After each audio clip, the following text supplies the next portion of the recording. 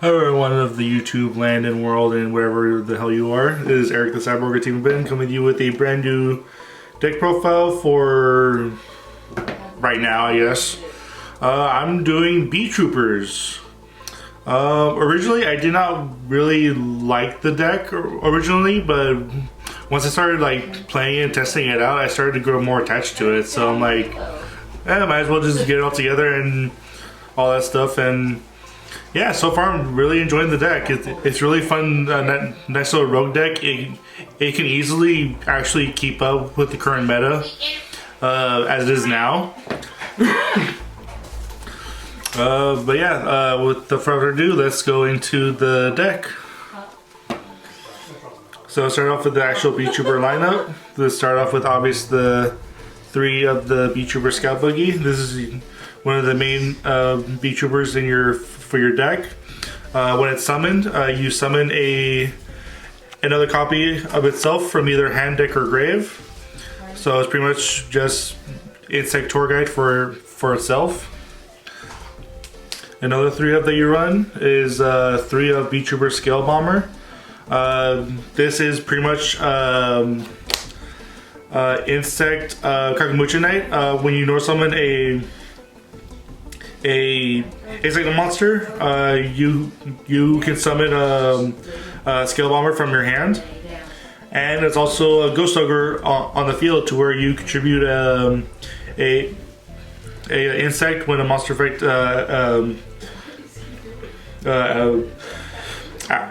when a monster effect activates, you contribute an insect to basically destroy that monster. So practically just Ghost Ogre. 2 of the Beetrooper Sting Lancer.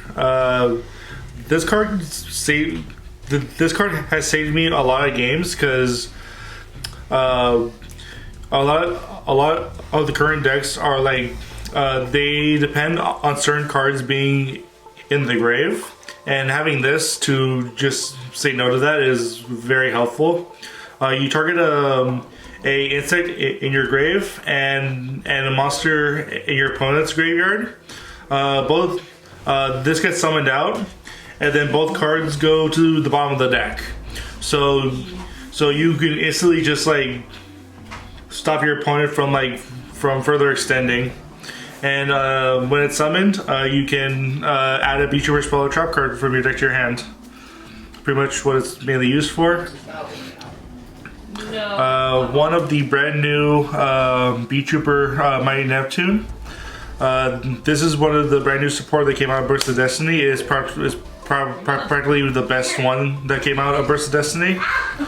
You summon it from your hand by, well, it cannot be normal summoned or set. It must first be summoned from your hand by shuffling back three banished insects back to the main deck.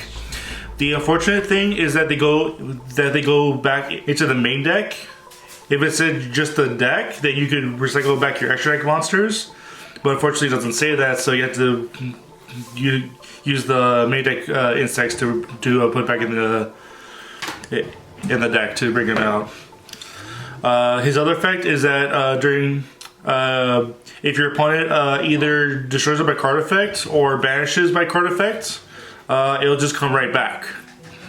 So it's just a big body that'll come back if your opponent destroys it by card effect or banishes it. And also during each end phase, you can target another insect monster on your field to give it a permanent 1000 attack boost. That can also come in handy a lot to make your insects pretty much giant walls that your opponent can't beat over. So that's practically the best part of his effect. One of the Assault Roller. This is the replacement for Aztekapede. You banish insect from your grave to summon him from your hand. He gains 200 attack for each other insect monster on your field except for himself. And when he is destroyed by battle, destroy a battle and send it to the graveyard, you search for a Beetrooper monster from deck to the hand. So those are all the Beetrooper monsters. Onto the support for all the more insects. So obviously with the Battle Wasp engine, 3 Battle Wasps sting the poison. On summon, it searches for any Battle Wasp monster. And then it's also a effect veiler by attributing another insect monster on your field to target a monster on your opponent's field and negate its effects. So it's a nice little disruption. 3 pin the missile. It's a free summon from your hand, and you inflict 200 damage for every pin for every copy of itself you have on the board. 100% of the time you're only going to be dealing 200 damage. But also this can easily come up during time. It's like, okay, time in the round, summon pin, burn for 2, you practically just win at that point. For the other Battle Wasp, I'm running only 1 Twin Bill the Attacker. He's just a free extender, just a free summon from the hand. Occasion, you can use him to attack twice because he can attack twice.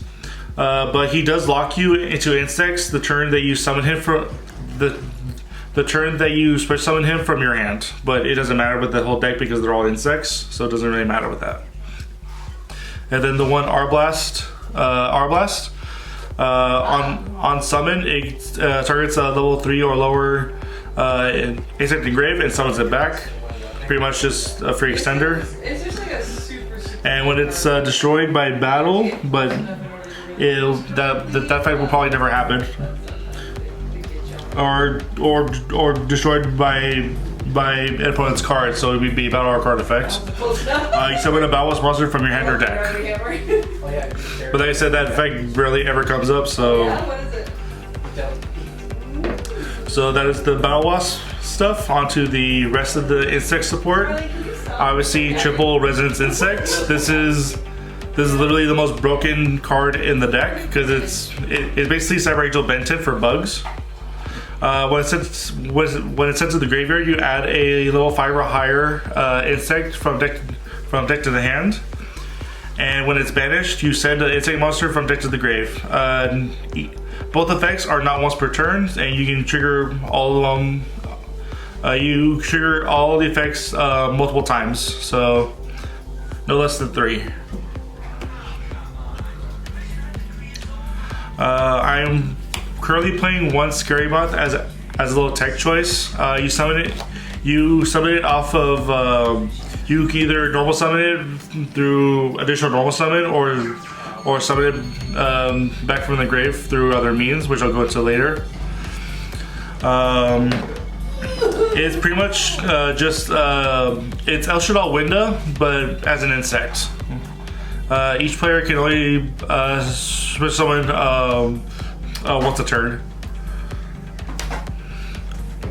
And then 1 Doom Dozer, banish 2 insects from your grave to get a free summon. And when it deals bound damage, your opponent mills the top card of their deck. You mainly just use it as an extender. 1 Retaliating Sea, bug hand trap for practically any spell card that summons summons. If it's summoned that way, it's Backward Cosmos, so it's pretty much just banish everything. And when it's sent from the field to the grave, you add a Earth Insect monster whose attack is 1500 or less. So 100% of the time you're just adding Resonance Insects off of this card.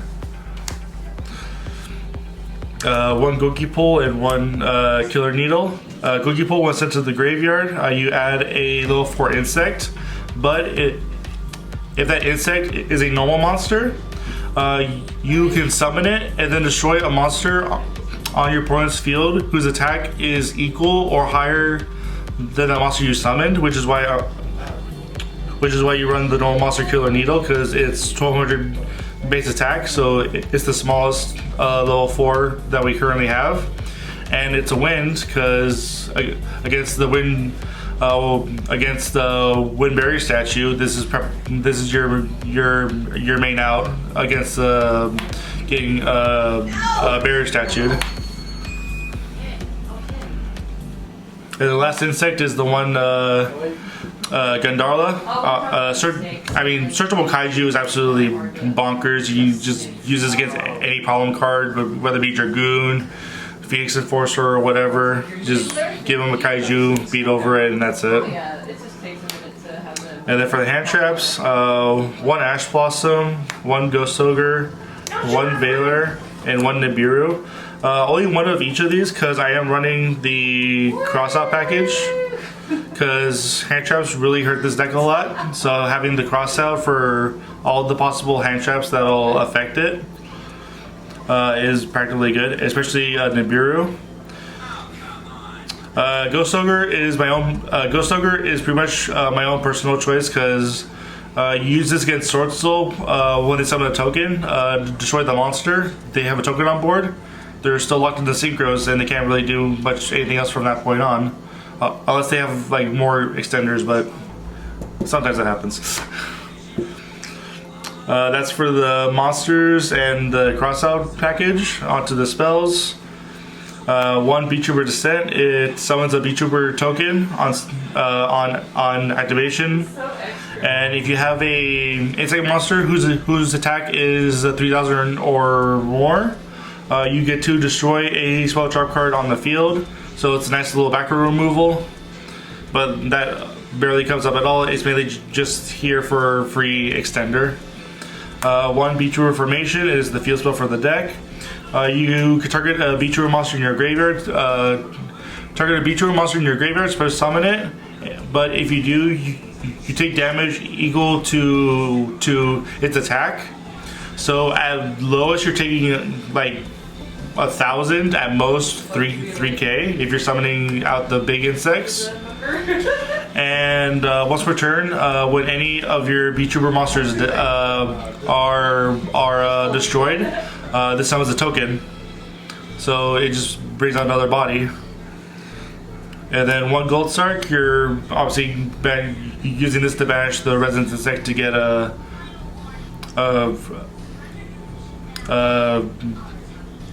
free mill to the grave, and then get more of your extenders, and then call by the grave for obviously hand traps. Oh, shut the fuck. For the traps, one Beetrooper Flying Sting. This is a recurable Solemn Strike for monster effects. But you need to have a Beetrooper monster on your field in order to activate this card. And then during the end phase, you can banish a exit monster in your graveyard to reset it to your side of the field.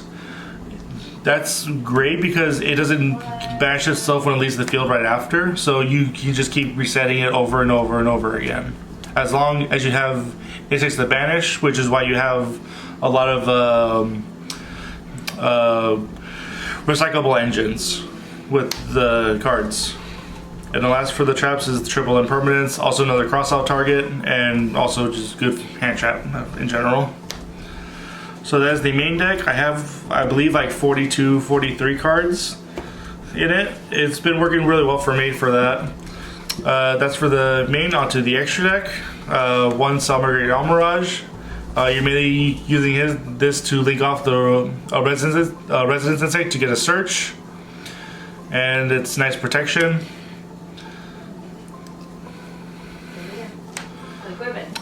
Three Beetrooper Armorhorn. This is the main link 2 that you're running in the deck. He gives you a additional normal summon for any insect monster. The only problem with that is that it is a activated effect. So it's not like it's not a passive effect to where you just do it. You have to activate the effect manually in order to actually get the normal summon off. And then in the grave, you banish 3 other insect monsters from your graveyard to summon him from the grave. But he gets banished when he leaves the field after. So just free extend. free extension and everything else like that. 2 Insector Picophilia. Equips the insect monster from your deck to any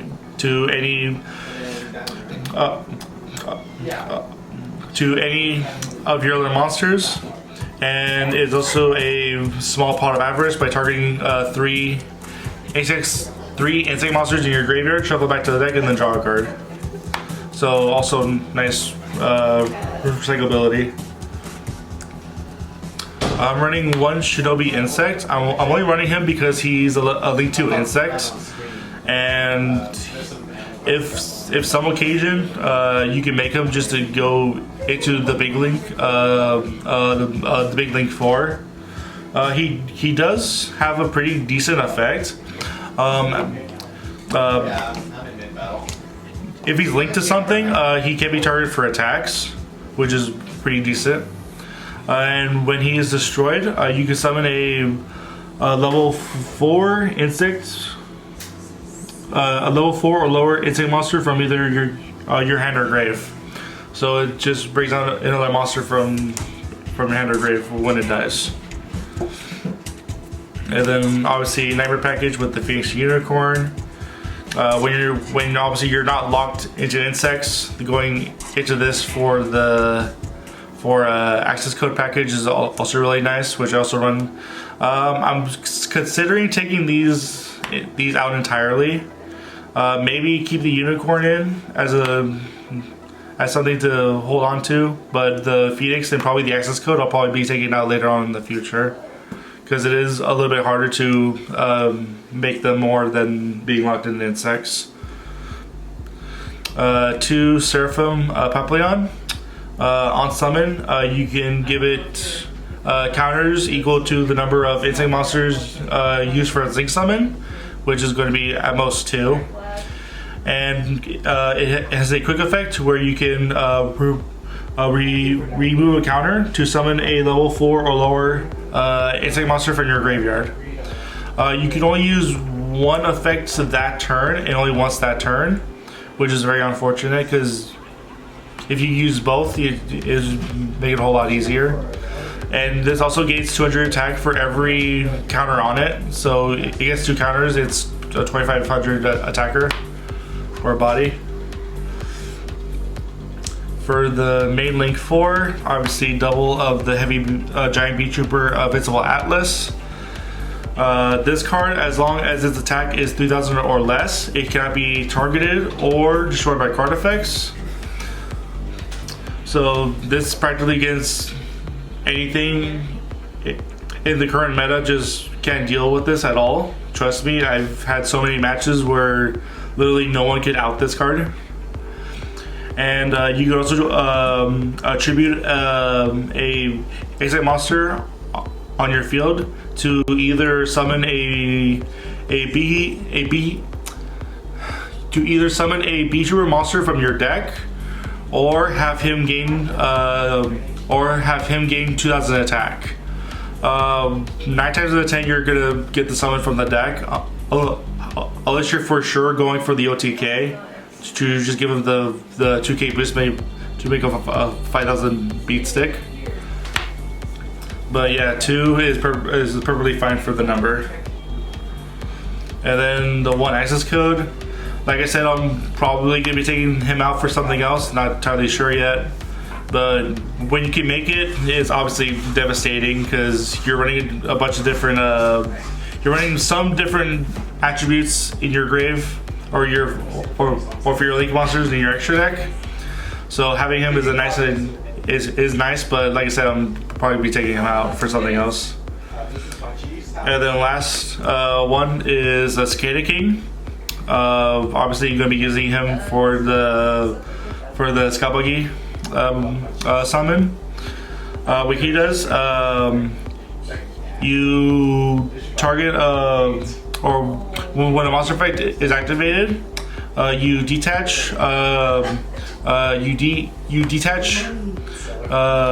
material from him to target that monster, negates effects, and then you can either change the battle position of any of your monsters, or have your monster gain 500 defense. Like I said, well, obviously with this one as well, 9 times out of 10 you're gonna have him change battle position. And then on a separate chain, his effect will trigger again for when his battle position is changed. You can target a level 4 or lower insect in your graveyard, or actually any insect monster in your graveyard, and summon it. So with Cicada King, this is the main way you're going to be bringing out the scary moths to get a nice little floodgate going on your opponent, or you're going to be summoning out Sting the Poison to get another monster fight negation on board. So that is my current build for Beetroopers. I am going to be experimenting more on this, especially later on when Grand Creators comes out with the new Inzector spell card. If you guys want to see a Inzector build for this deck, do let me know in the comments below. Maybe get this video to 50 likes, and I will get working on the profile for that. Also, if you guys want to see like a more competitive version of the deck, do also let me know in the comment section below.